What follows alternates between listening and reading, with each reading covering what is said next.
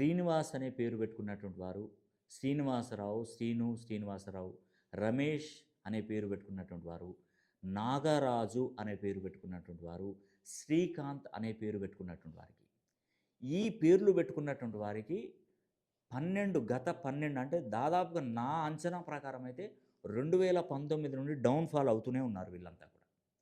వీళ్ళకి మెయిన్ ఏ సమస్య అంటే డబ్బు సమస్య ఎక్కువగా ఉందండి. దీనివల్ల ఏందంటే వాళ్ళకున్నటువంటి భూములు, స్థలాలు అమ్ముకోవడం జరుగుతుంది. వ్యాపారాలు నష్టపోవడం జరుగుతుంది. పార్ట్నర్‌షిప్ వ్యాపారాలు చేసి మొత్తం లాస్ అయిపోయి మొత్తం టోటల్ జీరోకొచ్చే అవకాశాలుంటాయి. ఎవరండి? ఎవరికుంటాయండి?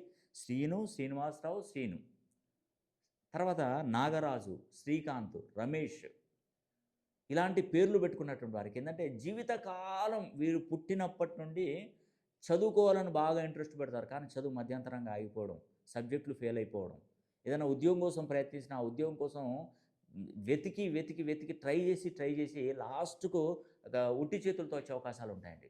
వ్యాపారంలో వీరు చేయని వ్యాపారాలు చాలా వ్యాపారాలు పెడతారు. మొత్తం లాస్. ఆ వ్యాపారాల కోసం చేసిన అప్పు ఇప్పటికి తీర్చలేరు. వీరు విదేశాలకు వెళ్తారు. విదేశాలకెళ్ళినా అక్కడ జీరో.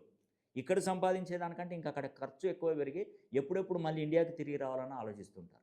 దుబాయ్, మస్కట్, తర్వాత ఇక్కడేది బెహరాన్, ఖతర్ ఇటన్నీ సింగపూర్ లాంటి దేశాలకు వెళ్ళి శ్రీనివాసరావు అండ్ నాగరాజు, శ్రీకాంత్ ఇలాంటి పేర్లు పెట్టుకున్న వినయ్ అనే పేరు పెట్టుకున్నటువంటి వారికి చాలా ఎక్కువగా సమస్యలొస్తాయండి. కాబట్టి నేను ఒకటే చెప్తున్నానండి 2026 సంవత్సరం ఉన్నది కూడా మీరు మంచి మహర్జాతకులయ్యే అవకాశం ఉంటుంది. ఇప్పుడు ఈ సంవత్సరం 2వ తారీఖు 6వ నెల ఈ సంవత్సరంలో 2వ తారీఖు 6వ నెల 2026లో గురువు స్థాన మార్పు చేస్తున్నాడు. ఈ స్థాన మార్పు చేయడం వలన ఈ పేర్లు పెట్టుకున్నటువంటి వారికి నేను చెప్తున్నటువంటి ఈ పేర్లు పెట్టుకున్నటువంటి వారికి మహర్దశ కలగబోతుంది.